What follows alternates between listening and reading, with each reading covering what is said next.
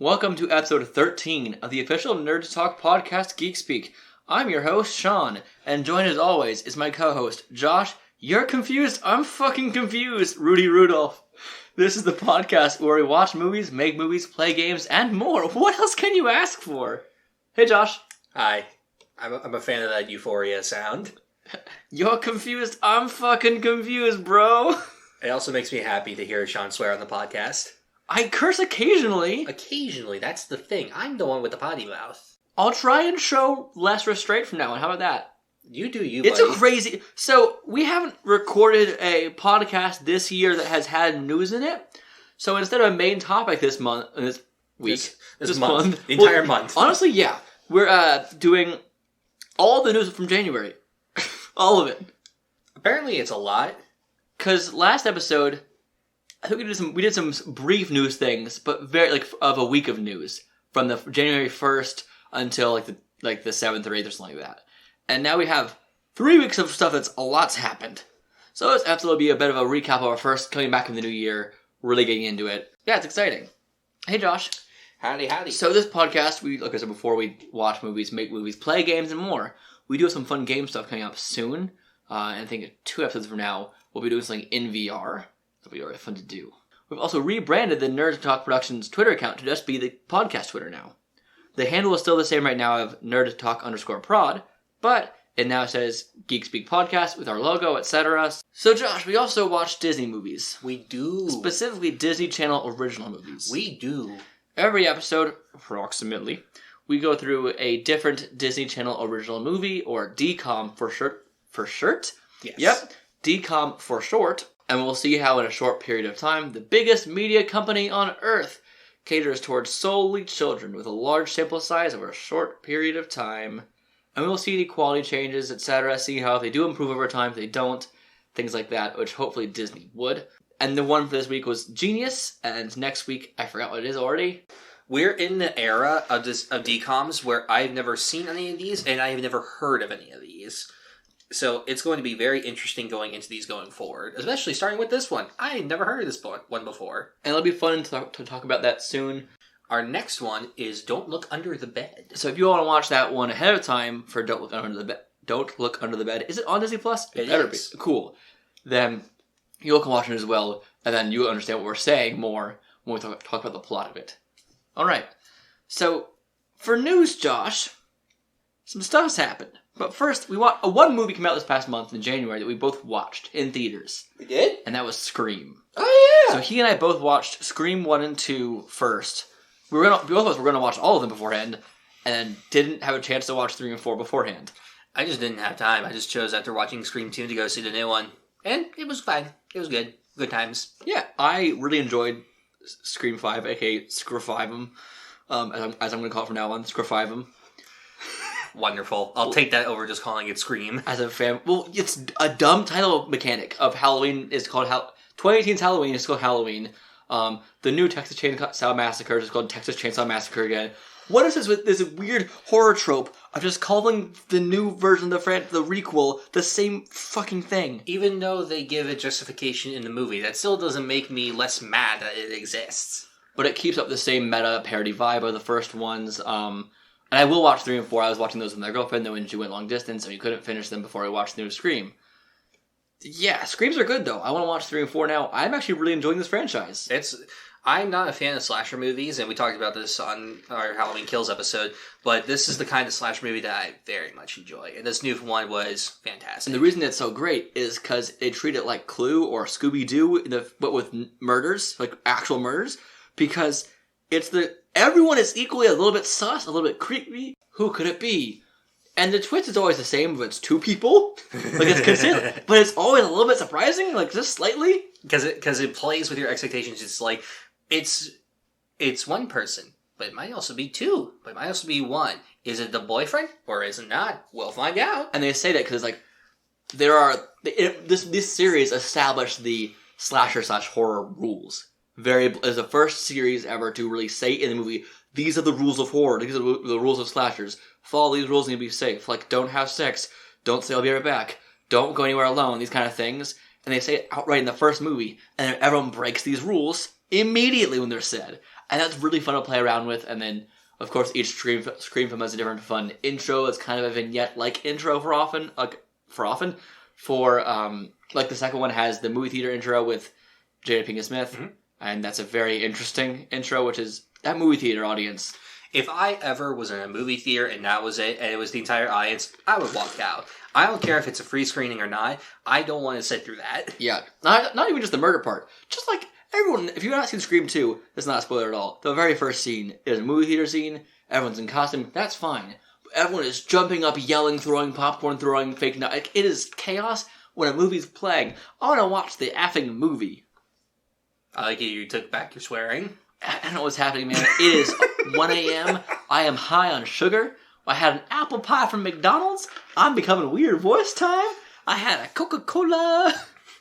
I like the dynamic sometimes changes up between you being the straight man and being the crazy one. The straight man? The straight man. Yes. The normal one. The comedy style straight man, not like the gay straight man. The gay straight...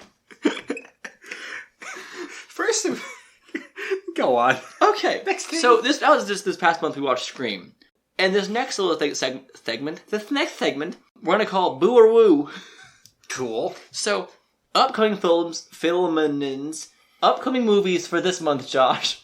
For Mr. I'm confused. You're fucking... nope, other way around. Back it up. Leave all this in. Don't edit anything out. No. So, this next segment is going to be called Boo or Woo.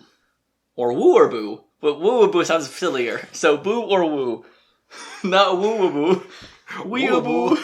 So, this segment is called this because it'll be the upcoming films of February that have not come out yet, because February started today when we're recording this. And you can just say boo or woo. Do I have to do it with that enthusiasm? What if I say we instead? That's not the point.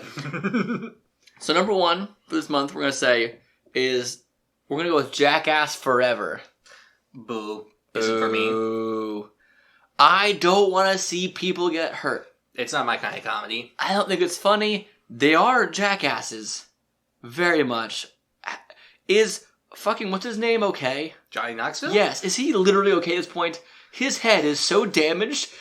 And Jackass Forever looks hella bad. It just looks like another Jackass movie. If you're into that, then that's fine. We're not into that. Next up is Death on the Nile, which comes out this next weekend, Josh. There are so many problems that happened after this movie was even made that I kind of want to see it. Not that I've heard the production of the movie is bad. It's about the people in the movie. So I'm going to say... woo for this because I like the first one, and I like Kenneth Branagh as a director and as an actor, and I like mysteries. I thought you were gonna say Kevin Branagh. I'm like, who the fuck is that? Also, you went woo.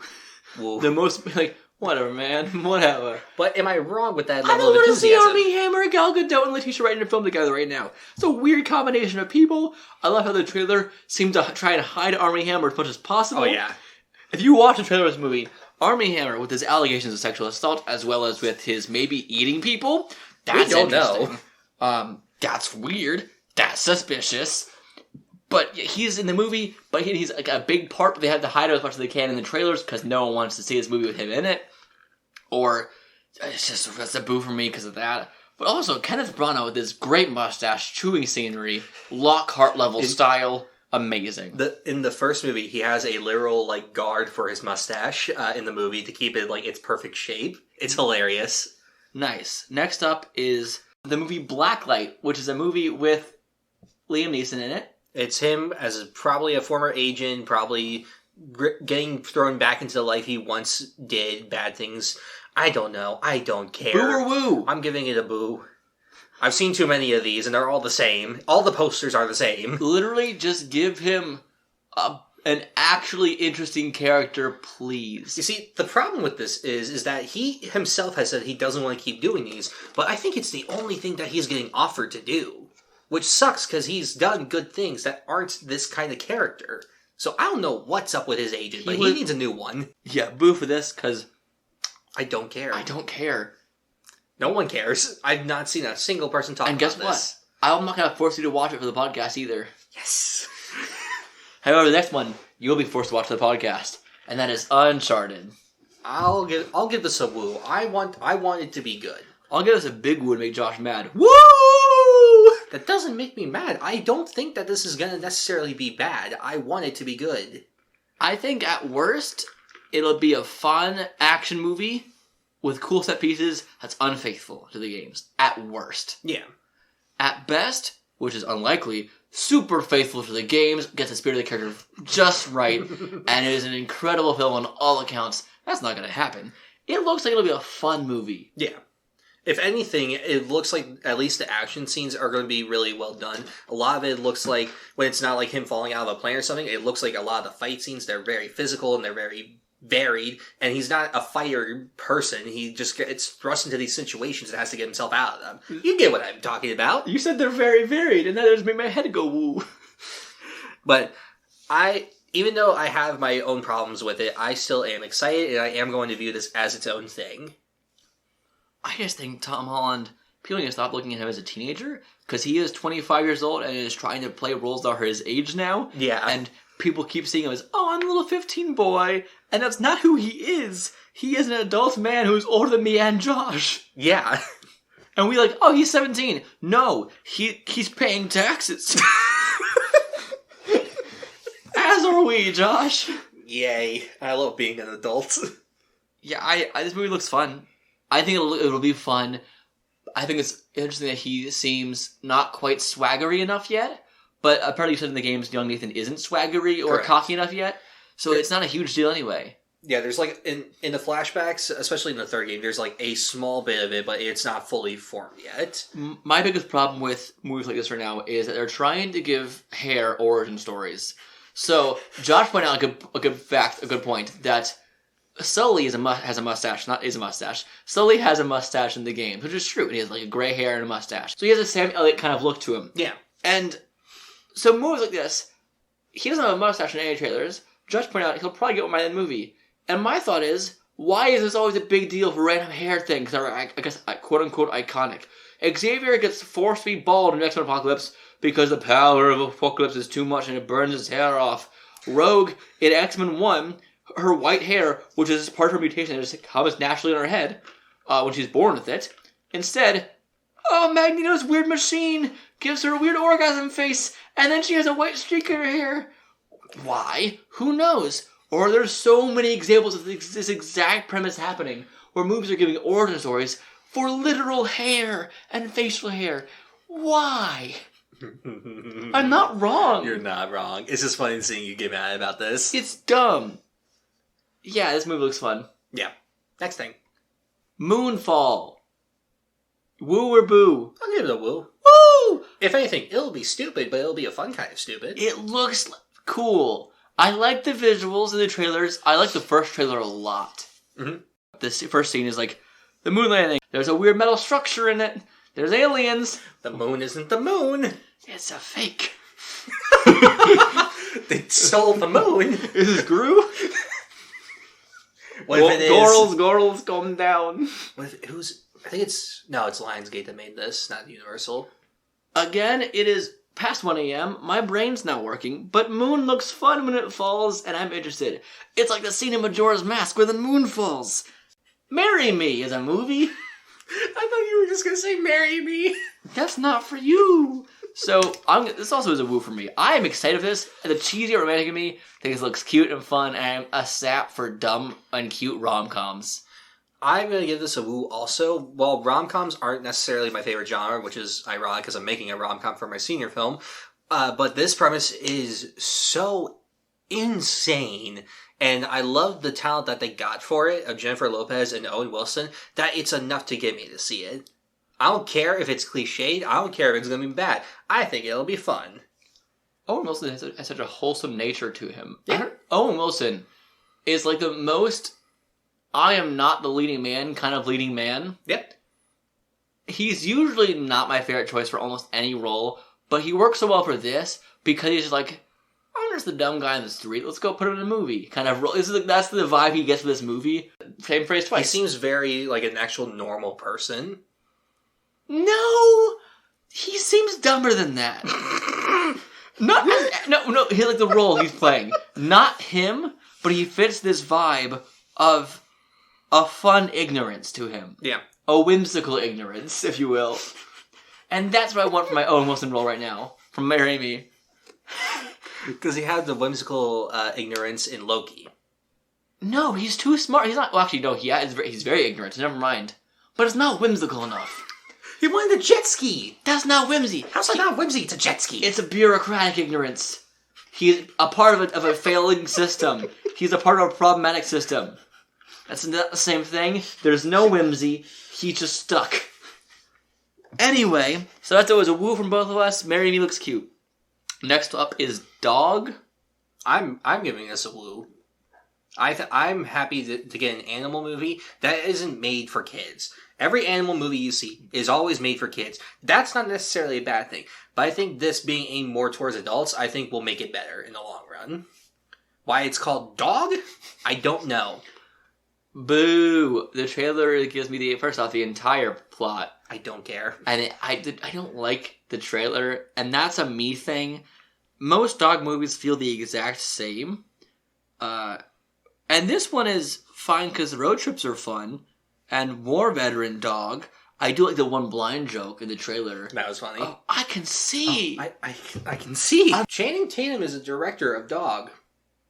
Not the director. He's a director. That's more confusing. Who's the other one? Josh? This is an interesting development. Interesting. That's the movies. Dog looks fun, but also I just don't care enough right now. And I love dogs, and the Bestest Boys are fun. I think I might be scarred from seeing the trailer for Clifford enough times to not want to see a dog movie for a little bit. I will watch Clifford one day, because that's a monster. It's on Paramount Plus. I've had the ability to watch it since November, and I really don't want to. How is he in the city? The point of him living off the shore was that you could have a house and a free reign. But in the city, you don't fit. You're a fucking giant dog. It's always how these kids' movies work. It always has to be New York. I want a crossover film of all these kid animal movies or things that are all set in New York. I want to see them all come together. Okay, so you want to have the new... I want the Smurfs. I want Clifford. I want Stuart Little. I want Enchanted. I want all of this together. So you want to have the Clifford movie crossover with the Tom and Jerry movie then? Oh God, what have I done? CGI animals. What have I done? Anyway, that's what's coming out this month. That was Woo or Boo. And next up for this next segment. So now we have news that is more superhero related. Josh, finally. Crazy. Also DC. The movie Batgirl, that is no longer HBO Max only, will not be in theaters as well. I'm pretty sure. No, Blue Beetle. Blue Beetle will be in theaters, right?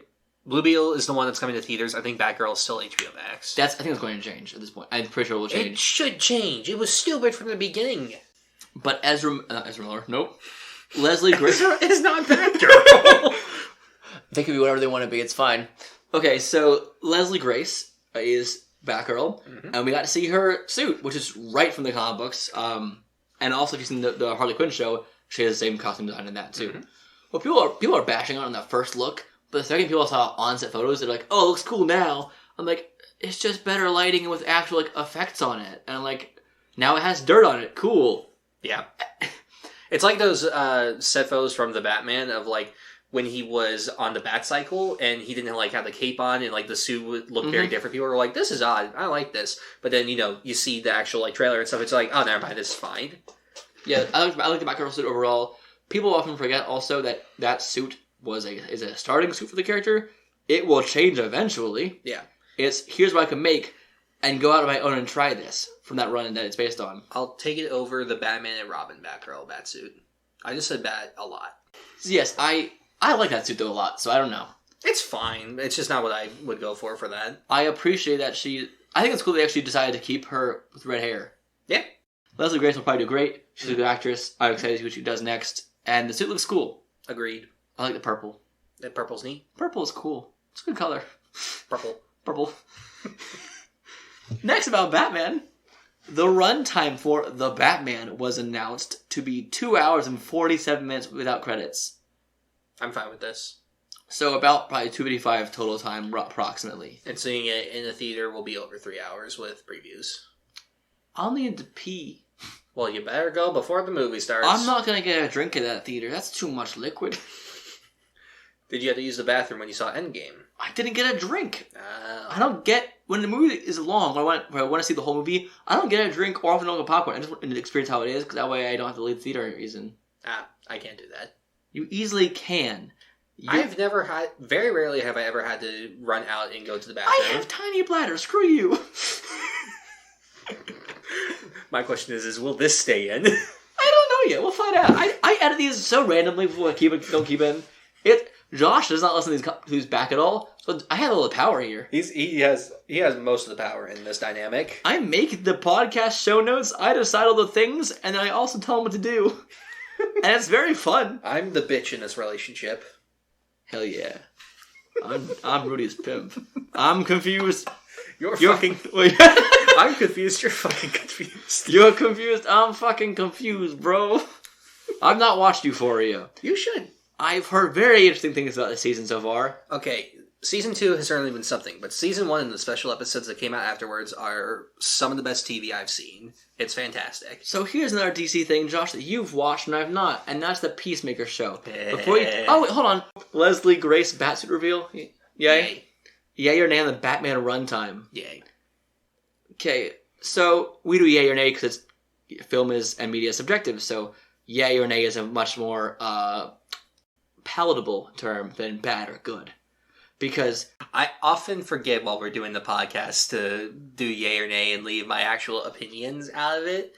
Because I can give very strong opinions about movies. You can give opinions as long as you just make it more balanced instead of just saying all trash, garbage, bad. Because people often... We're filmmakers, and we don't have to go on a podcast and hear people just say, our film was garbage and stuff. When I say something is bad, I give reasons why. That's true. But don't be mean. Sometimes some people need to hear a little bit of mean to understand that, I need to make some changes. You made the Peacemaker show. Nope. You've watched the Peacemaker show. Yes, I am secretly James Gunn. That's interesting. So, I've not watched it. Peacemaker was my least favorite character in this Suicide Squad by a lot, so I had no interest in the show. John Cena's fine. I think that his character did not make me laugh once in the whole movie when I watched the Suicide Squad. But I've heard interesting things about the show. Specifically the threesome with him and Vigilante was interesting. Let's see. Also, the Batmite being canon, as well as Kite Man being canon now. The DCEU has gotten more wild now with this show. Mm-hmm. So, Josh, a quick thought on the Peacemaker show. Yay or nay first? I give it a yay. What is this vibe to you? The vibe is... Fun? It's very fun. It's kind of going a route similar to shows like The Boys and Invincible, where it's taking this character that even what he perceives himself as and deconstructing it and really taking a look back like, he's been severely fucked up from years with his father and everything in his life and how that's completely changed him as a person and him really looking... He doesn't even realize this yet, but him looking deep down inside of himself to figure out how to actually become an actual superhero. Because in the Suicide Squad, he always referred to him as a hero, but everything he does is not what a hero does. And in this show, he's actually has to come to terms with, what that means. Yes, you have a question. That's what heroes do. Oh, sorry, that's not what heroes do, according to WB. Okay, we're not talking about that right now. That was a separate episode. But not only do I love how they're exploring his character, and John Cena's performance is actually really good in this. There are some scenes that have him showing emotion in ways that I wasn't expecting, so I very much enjoyed that. The action's a lot of fun. Most of the comedy's pretty good. There's some scenes that just kind of go on for a little bit too long for the comedy.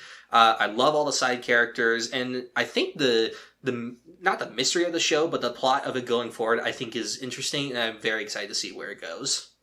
So those are my thoughts on Peacemaker. If you haven't seen it, go see it. Go see it. It's on your couch. Well, sometimes you have to go up and go to your couch. It's on HBO Max. You can watch it on your small phone, your watch, and enjoy it. The way Tenet was meant to be watched in the first place, and Dune, all on your watch. I'll probably watch 2 episodes and just judge from there and see if I want to keep watching or not. Because often you can judge a show for our first season off the first 2 or 3 episodes and see if it's the right vibe for you. You can get a good sense if it will improve or not from there often as well. I say for this, watch the first 3. Some news about Black Panther. We have two things about this. Oh, goody. Two news. Black Panther 2 is in hell. It's been in production hell for a long time so many reasons. Let's start with Letitia Wright again. Oh, boy. I think last time we talked about her, I actually cut it out because it was rumors more then, and now it's more factual things I can say. Goody. So, Black Panther Wakanda Forever to resume filming next week with Letitia Wright back after 5 months of quote-unquote healing. It was 5 months? I think so. We don't check that. It was many months for sure of her. Yeah, that's right. So it was like September, wasn't it? Or October? Not important. So basically what happened is she got an injury on her leg, I think it was, that said that she couldn't act for a while, is the official thing that her agent said. But there's always a but. I don't think that's not at all the full story. She has been vehemently anti-vax for a long time. Disney, I think, has a very strict vaccine mandate for their films, which makes sense. I also had 3 things about Black Panther news on this, which a lot has happened. Oh, goody. So that's a thing. But also, she's also liked a lot of tweets that are against Black Panther, against comic movies, against the MCU. She's been it's weird. She has been anti-comic movie for a while now, which is nonsense because she's making millions just for doing almost nothing. You have to get a whole franchise in your hands. This is so much potential for you. And now she's back. But I think she's back so she can leave. Probably. And I'll explain that in a second, because the next piece of news involves Winston Duke. So, I don't know if you know about this, but Winston Duke, who plays M'Baku, or the Man-Ape, in the first Black Panther and Infinity War and stuff in the MCU, who actually went to college with Lupita Nyong'o, who was Nakia. Also cool. But what happened here is Winston Duke, apparently, is getting a giant pay raise for Black Panther 2, and they are restructuring and reshooting scenes to give him a bigger role. Oh my god. Meaning that Letitia is finding her way to write herself out of this movie, probably, and have Winston Duke become the new Black Panther. I feel so bad for Ryan Coogler, because he had everything that has been happening for this movie has not been in his favor at all. I'm willing to bet he's in his trailer or apartment or wherever, just banging his head on the wall every time something happens and he has to rewrite the movie.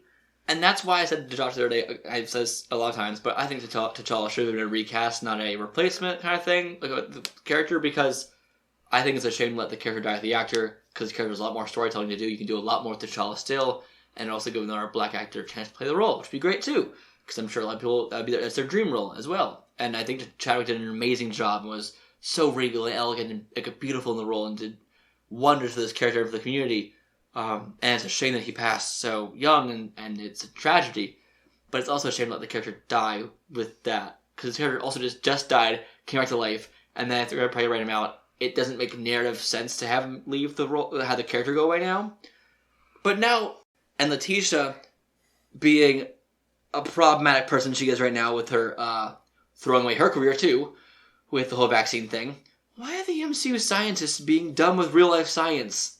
Eventually end with Letitia. With that happening... Watch out, Robert Downey Jr. Oh, God. And now Winston Duke is getting a bigger role with a pay raise as M'Baku, and going to be having an expanded role. It's no surprise now that he will probably be taking over the role as Black Panther, which is weird. Look, Ryan Coogler is just going to come on screen and just say, look, I've had so much to fuck with this movie. Just accept it. Don't question anything. The movie's done. It has been delayed again. Production has paused and been delayed again. Is it still planning to come out next year? I think so. But the actual production was paused right now. Because Omicron has raged in Atlanta now. Yeah. And caused some COVID problems on set again. And so now, everyone on the set has taken a bit of a break to regroup, regroup, and come back stronger without COVID. This film is in hell. How many pillows do you think Ryan Coogler screams into at night when he goes to bed?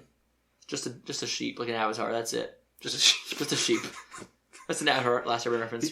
He just goes every night. He just goes to the top of a hill. I feel so bad for him. Coogler is an amazing director. Fruitvale Station, Creed, Black Panther. He's so good, and to have all of these terrible cards dealt to him with this movie.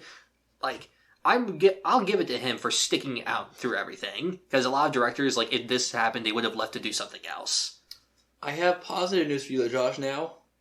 Cool. Ready for it? I don't know. So, Knives Out 2 news that's not about casting, which we did for the first, 5 of the podcast, like, Knives Out 2 casting, guys, just because it was always every week there was new casting news. So, Knives Out 2, expected to drop in late 2022 now, officially. Cool.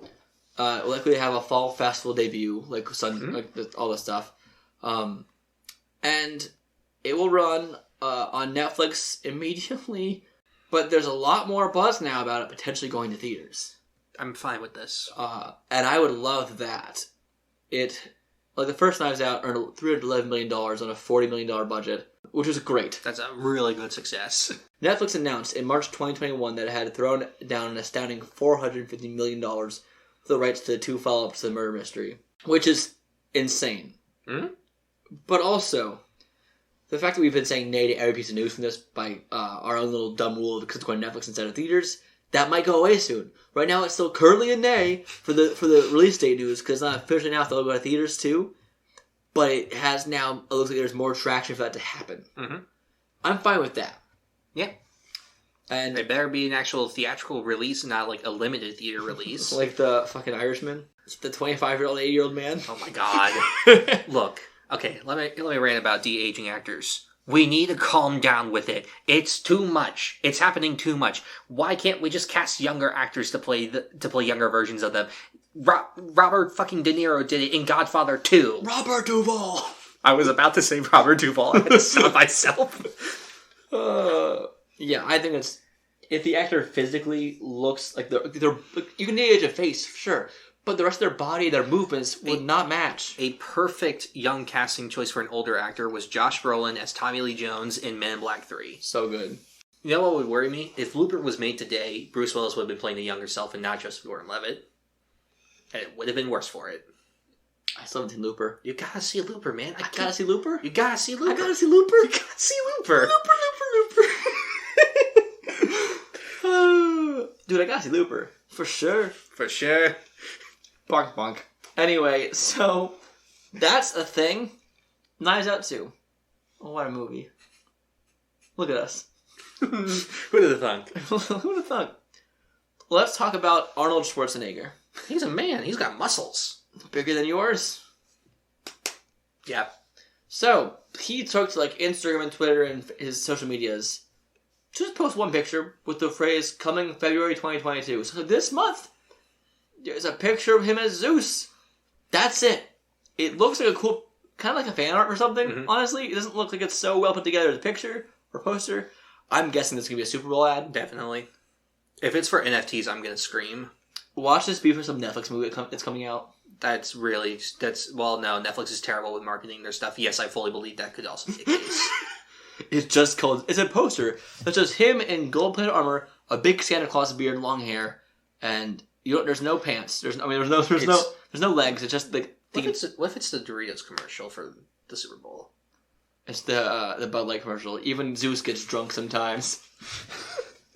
Look, whatever comes from this, as long as it's not a commercial for NFTs, I'm fine for it. I don't think you know what NFTs are, Josh. No one understands what they are. A lot of people do. I don't care enough about them. Also, this picture is great for this. There's a picture of Tobey Maguire screaming peak cinema about this picture. It's great. But the Zeus picture, I bring it up because it might be film news. We don't know. It's a big question mark, but it's a question mark that excites me. I can't say that often enough about question marks. But the symbol or just general questions? Or explain. Yes. Okay. That's simple, exciting. Look at the curve. Look at the dot. Okay, Peacemaker show, you said yay. Mm-hmm. Letitia Wright, Black Panther news? Nay. Winston Duke news? Yay, but also nay, because of all the problems. I keep telling you, pick one. You always say, can I do both? Or can I do it? No, pick one. I don't want to give it a yay, because then that means that I'm happy that the problems are happening. Then give it a nay. But I want to also give it a yay, because I like him as an actor. Pick one. I want to do both. Then you're disqualified. Leave the room. I'm putting your torch is being snuffed.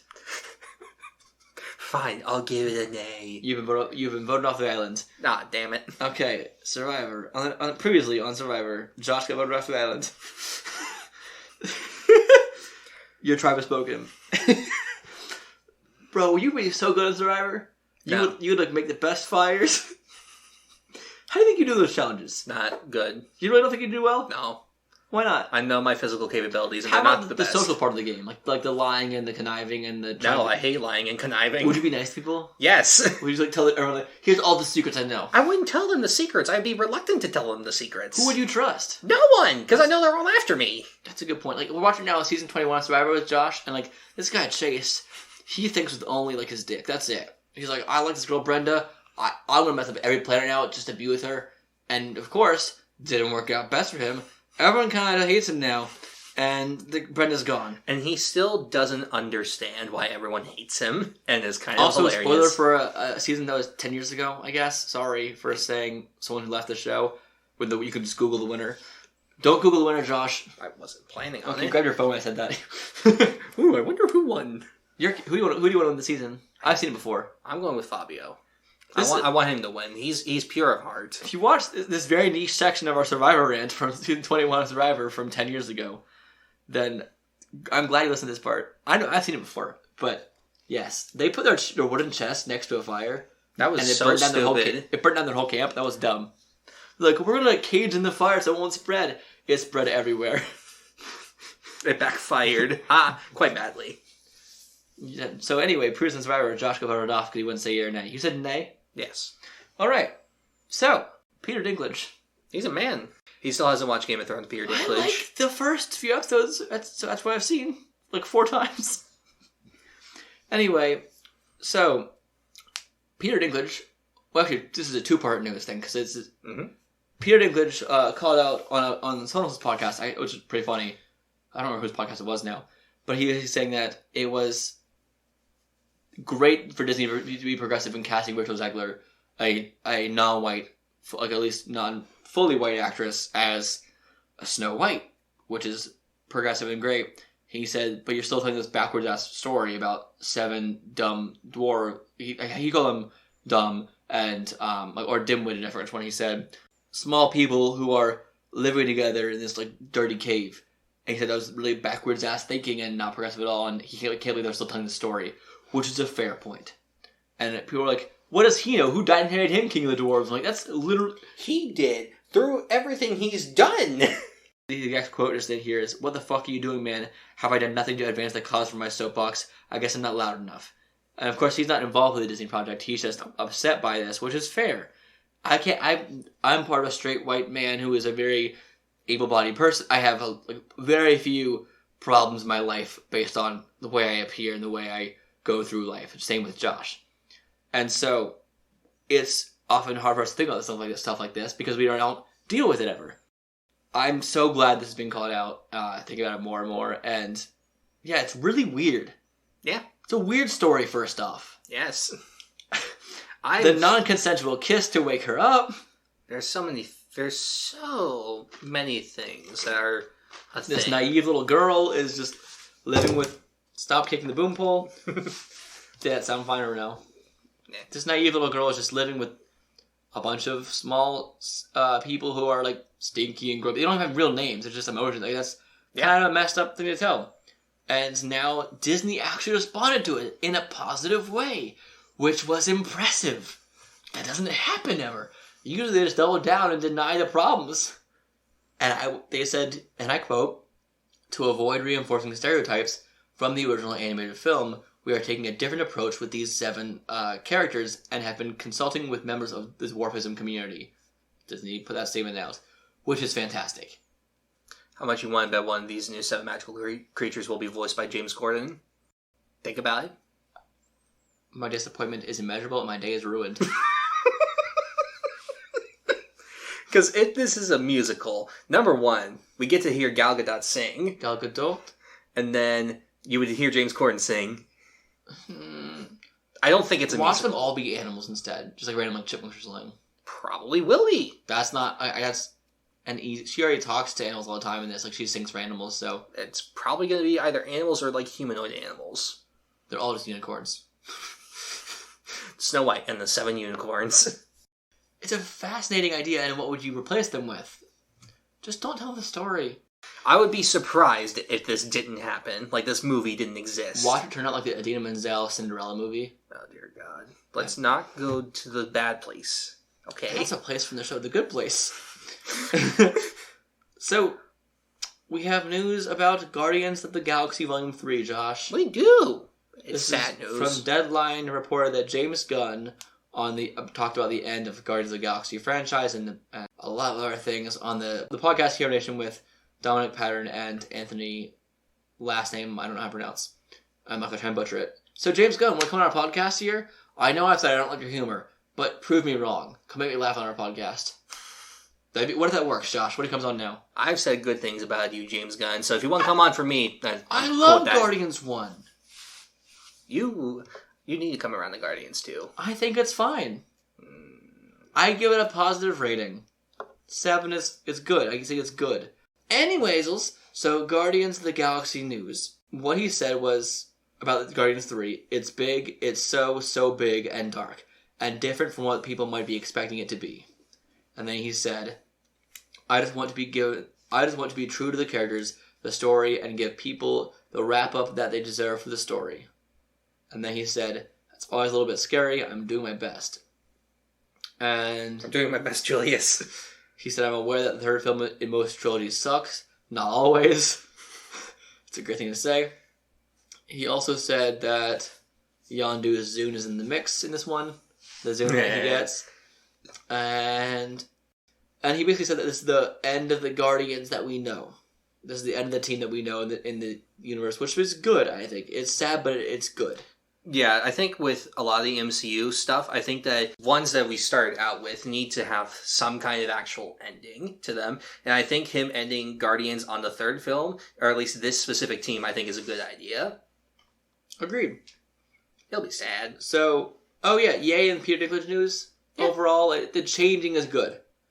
Yay on the Zeus news. Sure. I'm curious, so yay.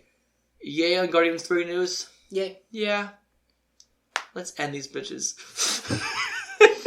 I love the team. I give it grief because I care. Yeah. James Gunn is a very clever person. James Gunn is a very clever person. I think he does a good job with his story and characters, and I'm excited to see what he does next anyway. Yeah, Guardians 1, I love it, aside from the villain. And then Guardians 2, maybe, especially on recent rewatches, made me fall in love with not just the film even more, but what Gunn did with the characters and how he explored them. I thought that it was, especially a lot of it, a very mature and a very different way of going about it. And I very much enjoyed that. And especially having a good villain in it made it even better for me. Obviously, I agree with you on there's a lot of humor in Guardians 2 that it just goes on for too long and isn't always where it should be. But overall, it's overwhelmingly positive to me. Speaking of superhero teams, yeah, let's go with that segue. Justice League is a movie, right? As Telly too. No, I've never heard of this before. Twitter has been so silent on it. Twitter has been for years. No one's mentioned the movie at all, or Zack Snyder once. So, oh God, I wish that was true. God, that would be so nice. I liked Man of Steel BVS and then Snyder Cut. That's not the point.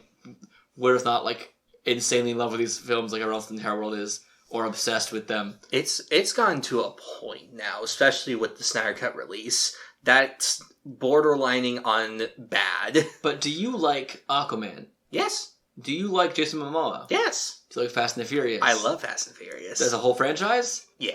It started with stealing DVD players, and now they're going to space. It's always been silly, but there's a sincerity to it, and it's a sincerity of silliness. Well, the first one was just a Point Break ripoff. Okay, aside from that. And then it gets interesting. Yes. 4 or 5 onward is just bad shit. It's amazing. So, Jason Momoa is joining for Fast 10. I'm excited. I'm so excited. I hope they call it Fast and the Furious. It makes me more excited because it's part 1 of 2. Is it actually? Yes. Oh, God. I just watch them all. You will have fun. That's the plan, bitch. Jason Momoa fits right in, though. He fits so perfectly in. It's going to be so great. And him as the villain for the first time. Yeah, he's the villain. That's what it's supposed to be. It's been a while since I've seen him do a villain role. Oh, yeah, that's what the article says. So seeing him go up against Vin Diesel and everyone as the villain makes me very excited. And I hope that they can bring John Cena back. I don't know how, but I would love that. I would like to see Momoa start playing roles that aren't himself, though. I can understand that. He's just, I guess, Dothraki Man, Khal Drogo, isn't himself. So, yay, Momoa joining the Fast franchise. Yay. I have more fun news, though, Josh. Yay! So, one movie's getting a sequel. The first film was quite a long time ago. This is Chicken Run, Dawn of the Nugget. I love the first Chicken Run so much. It's so much fun. With now Zach Levi as the lead of Rocky. You know, I think it was probably a smart move of them to get rid of Mel Gibson. Yeah. I don't know why, but it just seems like that was the right thing. Just an idea. Just an idea. I love that David Bradley is still in this as Fowler. He Filch. Oh, okay. I had to think of who he was in the movie. He was the old veteran pilot guy, I think. But Zach Levi, I think, can play that cocky, that fly guy kind of character again. I'm very happy that Zachary Levi is getting more roles now from great. Shazam. He's great. American Underdog, not my favorite movie, but he was good in it. He's great in Chuck. Yeah. Dawn of the Nugget is a very fun name. Because when did the first one take place? I have no idea. Because it's the same people who made Wallace and Gromit and Shaun the Sheep, kind of that stop motion. I'm really happy that stop motion animation still exists. Very rarely. But yes, I'm happy too. So yay on this news? Yeah. Yeah, Mel Gibson being replaced? Yay. I will say, the movie with him as Santa Claus with guns, that was something. Oh, Batman. Yeah. That wasn't Klaus. We are getting a reuniting of Elizabeth Mitchell and Tim Allen in the Santa Claus show on Disney+. Yeah, this out of nowhere miniseries. Yeah. So, is it going to end with him getting thrown off a roof? God, I hope so. I want to throw Tim Allen off a roof. It sounds fun. Tim Allen, no disrespect. I just think it'd be fun. It'd be a fun scene to do. That's all. Just the idea, because that's how it had to happen to the others. You said really. It had to happen. I'm not wrong. Yeah. Also, just the amount of times Santa has been murdered in those movies that we've seen, because the third one you see it happen 3 times. Seems like fun. You were duped by magic the whole time. He was lying to you for a long time. Look, man, gaslighting. It's a thing. Have you seen Kissing Booth 3? No, actually, no. What are you talking about? Yes, we watched a little that go-kart scene. Nonsense. Yes, but this is yay, I guess. I like Santa. I give it yay. Star Wars. It's a thing that goes in the galaxy. Yep. So the Ahsoka Tano show starring Rosario Dawson, who might be a transphobe. If you are Rosario, fuck you. If not, cool. Keep doing what you're doing. That was a thing that was a while ago I heard about a lot of times. People were calling her a TERF. I don't know. If you know for sure, please let me know so I can keep saying yay or nay correctly.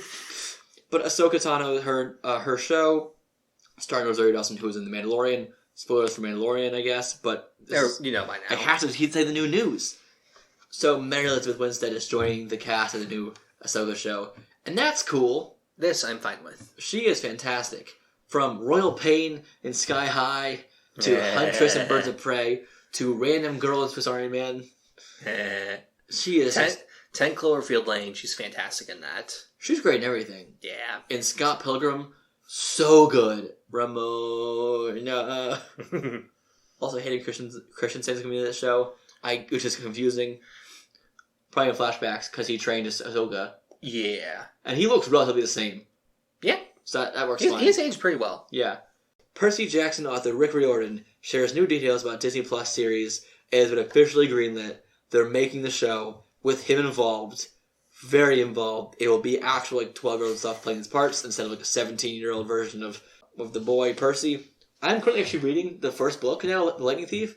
I'm enjoying it so far. The writing is a bit dumbed down because it's for kids. Mm-hmm. So it's the most exciting of language to read. It's a little bit dull. But it's very fun so far in the actual adventure, and I can picture everything really well. I'm liking the characters. I've seen the movie a lot as a kid. I thought it was always kind of fun. As someone who never really read the book much, I knew it was very different because I skimmed the book for school in 3rd grade. As someone that grew up loving Percy Jackson, the series, and then the sequel series, Heroes of Olympus, that movie pissed me off as a kid. That was the first time I ever saw a movie that made me mad for a number of reasons. But I went back during quarantine and rewatched the first movie, and it's a nay for so many reasons that I can't get into. But the sequel, Sea of Monsters, is a lot better. It's still not great, but it's more faithful to the book, and it actually has fun with not just making it a fun movie, but actually wants to explore this world in the way that it is. Where the first movie just kind of felt like, it's there. In the movie, they take the first few chapters and take the essence of what works there and keep that part in the movie pretty well. The reasoning he's going on the journey and the journey itself. It's different. The journey is very much in the movie set up like, here's point A, go to it. Here's point B, go to it. Here's point C, go to it. The book, they don't know they don't know anything. And that's great. I loved that. Like Horcruxes in Harry Potter. Yeah, exactly. But this was, not as dark as that. Although I did love seeing Rosario Dawson as Persephone. that whole Sean underworld Bean scene as was... Zeus. Yeah, and it's a Sean Bean role where he doesn't die. And I love the fun Lady Gaga song, Poker Face playing in the casino. Yeah. Great scene. Just him eating the cupcake is like the Felix Felicis. That is the only scene that feels actual true to the book in Really? every sense of it. Also, this is a pen. This is a pen. I'm really excited for this. This is a big yay for me. I'm actually trying to read all the books before I watch the show now. I'm excited for that. Also, something that was always weird to me as a kid was he would have to cap the sword to be able to put it back as a pen.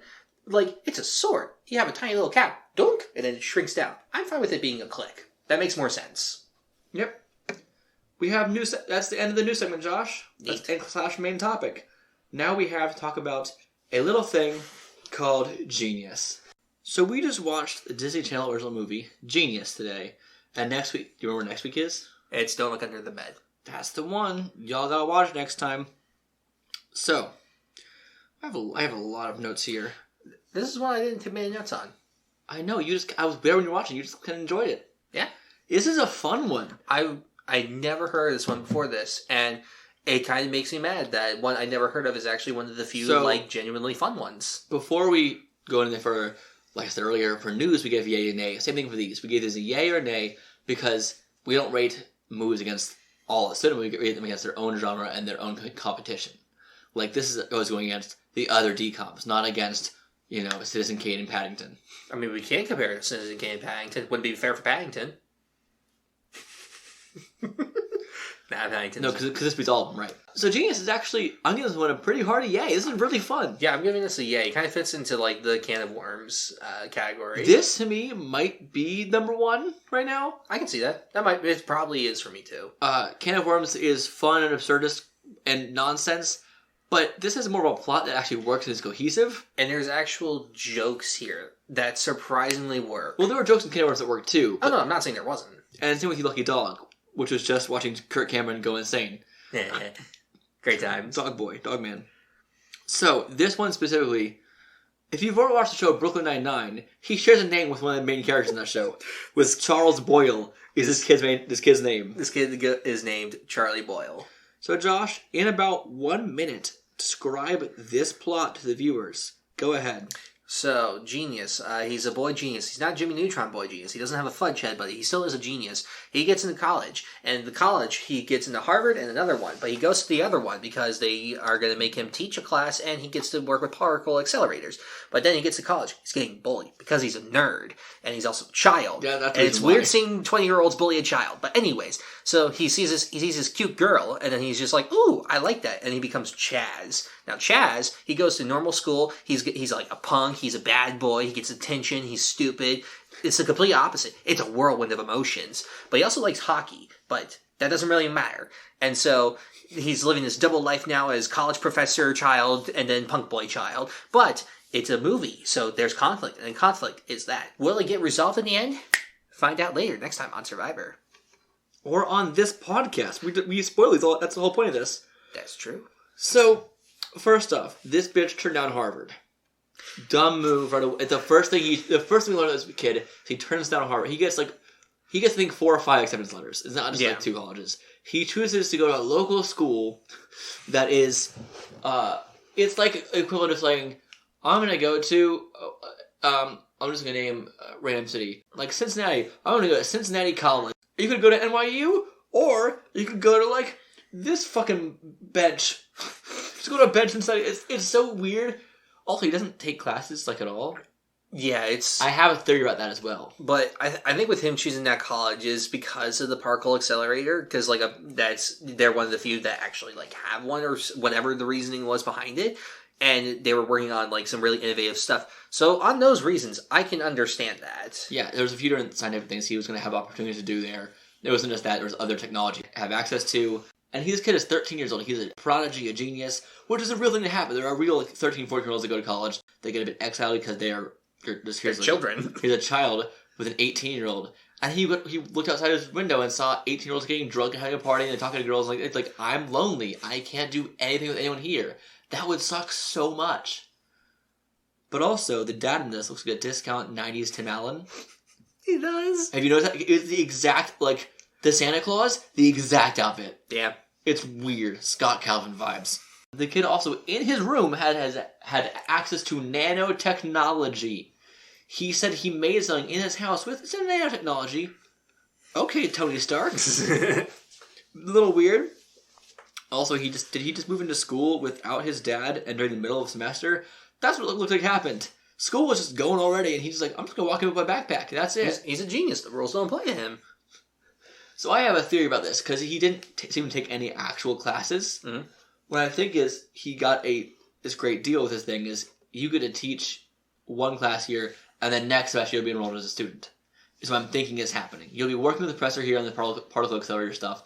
You can teach one class while you're boarding here, and then next semester when you come in, when the semester is actually over, or wherever you come in as a full student, and you can have all the classes and stuff. Because this college, why the fuck how did they get this to their college? They tell him, you can teach, you get a whole semester to have access to your toys, you're with another scientist, you can play with this particle accelerator, like the Flash, you can learn a bunch of cool stuff, and then next semester you'll be learning. I think that's what makes sense here. They don't ever say that, but that's the vibe I get. If he is not here to learn yet, he'll be here to learn soon. Yeah. But also, this plot makes a lot of sense. Like, as it goes on, nothing doesn't make sense. I mean, it's all pseudoscience bullshit, but like, we have nanotechnology. Oh, there's quantum ring of magic. Oh, look, we have graviton. It's really best to not think about it. Sure, but they follow its own consistent nonsense logic. Everything they say and do is consistent with what things that have already been established to be able to just say and do. Mm-hmm. And that's what's important with pseudoscience. Yes. I love that. I love when he goes to the school first off because he meets a cute girl. So he is at this college, Northern, I think is what the school is. Something like that. And he's a hockey player. He loves playing hockey. But he's a nerd, and they don't like nerds. So they don't let him play. Right. And now he went to look at the rink, and he heard someone skating. It's a cute girl just being a ballerina on the ice and doing figure skating. And it's really pretty and cute. And he has a crush now. When she asks him his name, his name is Charlie Boyle. When she asks him his name, he just says, he has a little flashback in his head of dirt memories saying, stop trying to do the same thing if it's not working, all that stuff, because he's a nerd, he keeps trying to make friends, he keeps failing at it, because he's being himself. He says, I'm Chaz Anthony. He has this like little... And he whips off his glasses when he says that. Yeah, and he's like, I'm cool. And this is when the film really enticed me, because then it becomes, when he's in the middle school and he's being, like, his idea of what a bad boy is like, it's so absurd. But the fact that everyone goes along with it is peak late 90s to me. It's great. Yeah, it's absolutely fantastic. Let's talk about the fashion of this. The extremely baggy clothes of the late 90s. He wears this baggy-ass leather jacket the entire time as Chaz, pretty much. Every piece of clothing he wears as Chaz is about 3 sizes too big for him. And it works because it's the same way that Tobey Maguire with the symbiote works. It's what he thinks is cool. Yeah. It's not what actually is cool, but he's like, yo, cool dog, crib, all the time. It's amazing. And this kid does a great job with it. He is selling it. He is acting to the max. He's doing a good job acting this part. Like, a really good job. Yeah. It was a very fun time watching it all unfold. And Max Fleischer, I think his name, who plays the scientist, does a good job too. He has a fun time interacting with this kid. It's impressive how well he actually acts with a kid. That's a good job. If you've watched the show Shameless, Emmy Rossum from that plays the girl in this. Or if you watch Dragon Ball Evolution, she's also in that. I haven't seen it, but I know that we don't talk about it, just like we don't talk about Bruno. We don't talk about Bruno. No. So the particle accelerator in this is a lot smaller than the one in The Flash. I don't know, I haven't seen it in The Flash. It's a big tube. Cool. So it is the same kind of thing. A particle accelerator is a real thing in real life. The idea of if you were trying to accelerate one particle of something through a giant tube conducted with a lot of heat and a lot of force to try and move a particle fast to change its form and state or something, which is true. And they do that, trying to find this made-up thing called a graviton. I think it's made up. It's made up, right? I think it is. I don't know. I do film stuff. The idea is a graviton in this universe is it's a thing that allows gravity to work, basically. Like midichlorians for the Earth. Oh, goody. I'm glad we're bringing midichlorians into the conversation. It makes sense of what I'm saying. So these little particles that allow gravity to work, which is really dumb, because it removes the fact that mass is what makes gravity work. Because in real life, mass of an object pulls other things in. But no, this is just, we have random midichlorians in the world that make particles of space attract other particles. I mean, it's fine, it's consistent with the rest of the movie. And they're trying to unlock, using the particle accelerator, a way to, with some fusion reaction to make it so the gravitons, they can control kind of gravitational fields and defy gravity. Spoiler alert, it kind of works with the power of music and electricity. As most things do. Yeah. He hacks into the middle school to get himself a fake name and go in there and be a new student. And his first thing is about he tries to disrespect this teacher in the same way other students disrespected his class he's teaching. Okay, I want to go back to his first class. When he's writing his name on the board, what the fuck did they throw at the board? Because that wasn't like a spitball. That was a spit basketball. What the fuck was that? It had chunks of things in it. It was white. It looked like a pie. I just love the idea of these hockey college players just wasting having a pie. And wasting it. And wasting it. That was the guy Mike, who later on kind of redeemed himself. Yeah. So Mike is this douchebag guy who's like, he was going to be a roommate with our boy Chaz. We will just refer to him as Chaz, even though that is his fake name. Charlie. Which they have a great moment on his name later in the film too, which is great. But, so our boy Chaz is roommates with these two guys. They named their dorm, what was it? It's like something to layer or whatever.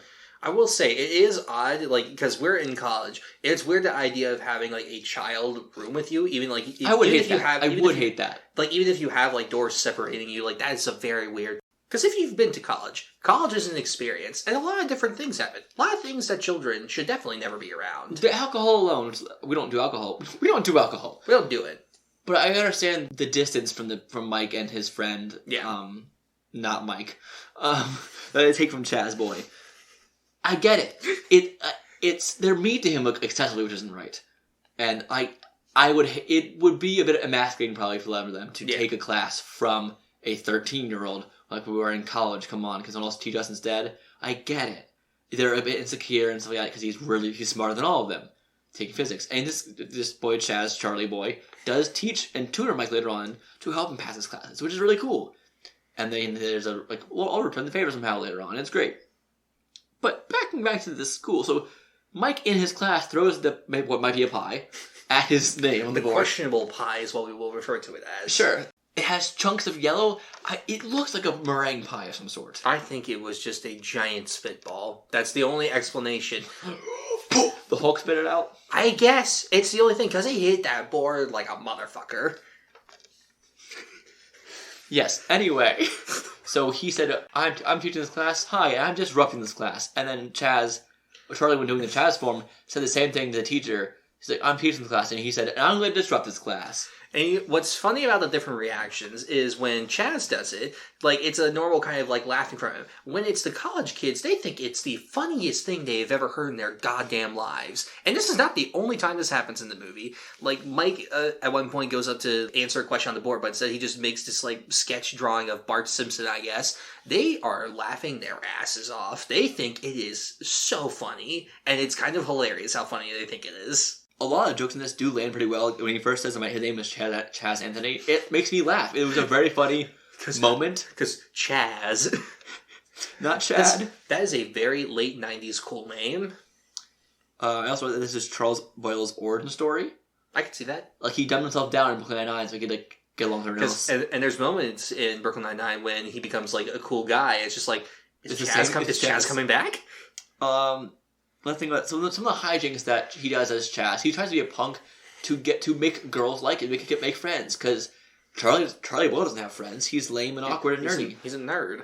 Even though this girl would actually like him more if he was the nerdy boy, which is part of the thing. Just don't lie. I also made a note because this movie I called it Dear Charlie Boyle. So if you've ever seen Dear Evan Hansen, it's the same plot.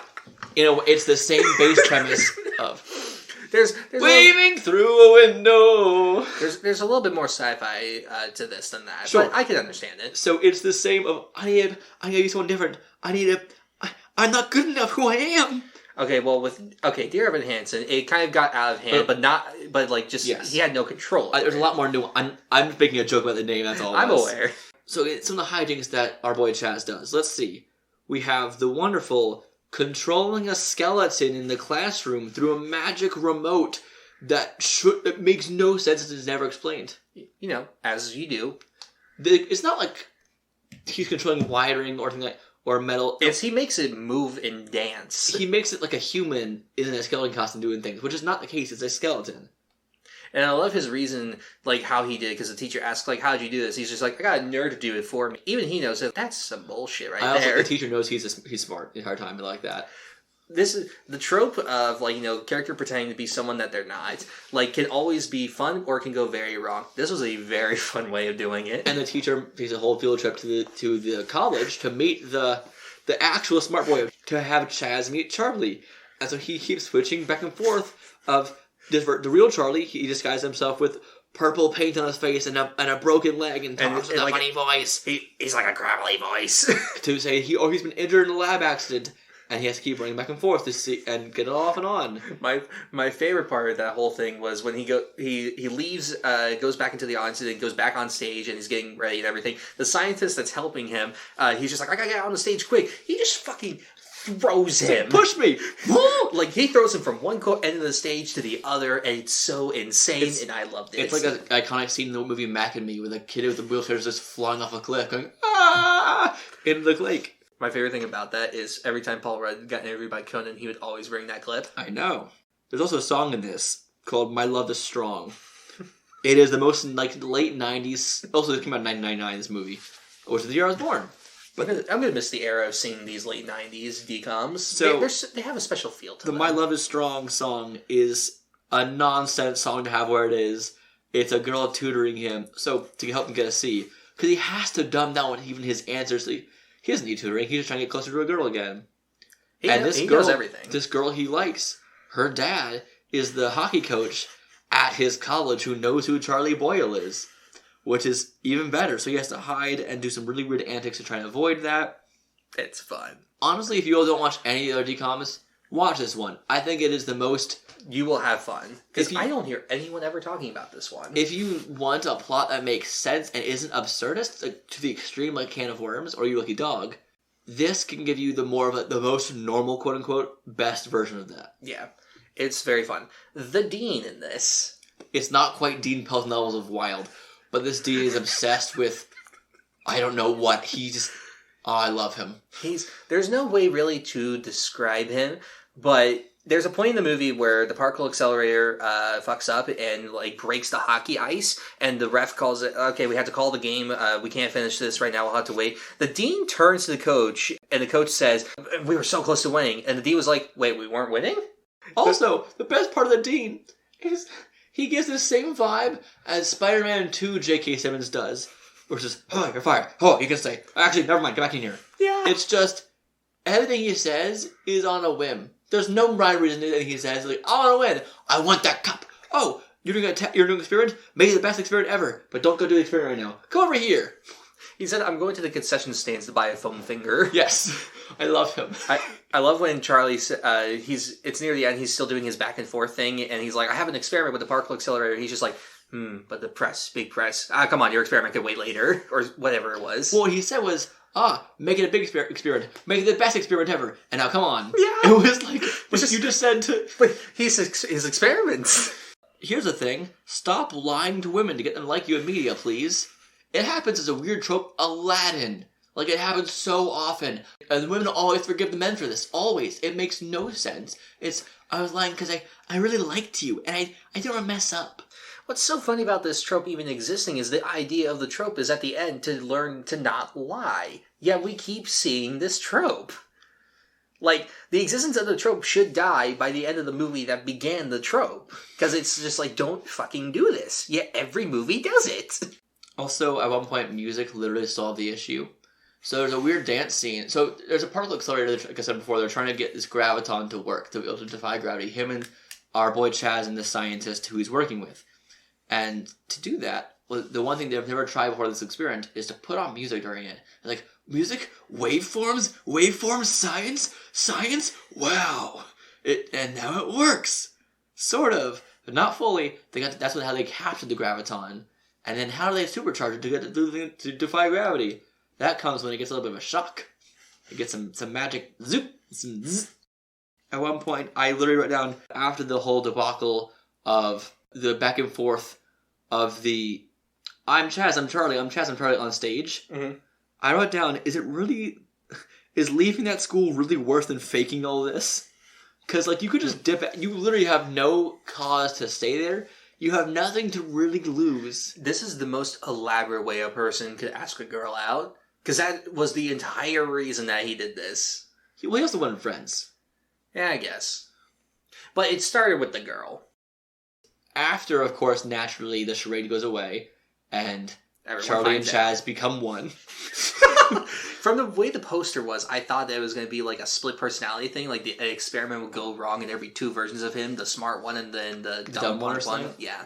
Thankfully, it's not that. It's much better than that. What is this two personality, smart and dumb one? But it's clever with it. I love it when he's talking to Mike about like I don't have what you have. I'm like, yes, you have. You've been faking it this whole time. Fake it so you make it, baby. But after the whole charade is up and they become one again, like I said before, he's trying to explain to this girl he likes, this Dragon Ball Evolution girl. I mean, awesome. I don't remember her character's name, is what I'm trying to say. Girl. Yeah, if you're trying to tell girl, curly-haired girl, who always has sad music behind her, talking consistently. I swear, Disney just has stock music that they use for their DCOMs, because you can interchange this with every other score we've heard, and it's not going to change anything. Right, but after he's talking to a girl, he's trying to apologize. I'm like, God damn, at least let him try to explain. He's 13, he can make a fucking mistake. Like, she won't even hear him out at all. It's so funny when he keeps calling her and keeps coming back to her. At one point, she just lifts up the phone and lets it drop on the receiver. And it's great, because that could be like, it could be your dad. You don't actually, you don't know. It could be someone that needs to talk to you. Right. It could be your grandma. She could be dying. You don't know. Your mom's already dead, I think. Because dead parent trope. Or gone. I thought that his mom was dead, because we never see her, but then the dad says something about, like, her dinner casserole, and then she shouts from, like, the kitchen. We don't ever see her in this. Yeah, she's just busy. She's just busy. But the girl doesn't forgive him. The only reason she agrees to work with him again is because he's going to save her dad's job. That's the only reason why. And it becomes... Then they kiss while flying. We'll get to that in a minute. But yeah, I think it's a pretty well-structured film in terms of how it works. Also, it's a sports movie without being a sports movie, and I love that part. Yeah. The way they actually convinced all his friends to work with him, the way it happened, is he saw them playing hockey. And he walked up to them playing hockey. I remember now. And I know a way to solve everyone's problems and fix everything is, leave us alone, don't make it about you. First off, it was never about him. Don't call me. Don't come by your house. We're done. But he was trying to get about saving your dad's job. It was never a selfish act there at the end. No. They said to him, bye, Chaz, and walked away. And he said, my name is Charlie. And they all turned around simultaneously. And that's what convinced them. It's like, you knew his name already. This wasn't new information. What? Is it him admitting to his name? He's already done that. They're just like, what the fuck? This is his name? Oh, this changes everything. It was very weird. That was my last note I took.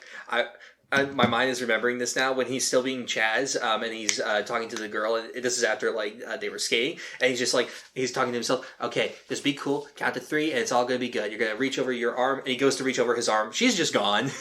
A lot of guys I know overthink asking girls out all the time. Or other small moments. I do. It's not that complicated. It's super complicated. I mean, I know it is. It's terrifying. But also, just don't think about it. I've been told that a lot. It doesn't usually work. Just turn off your brain, Josh.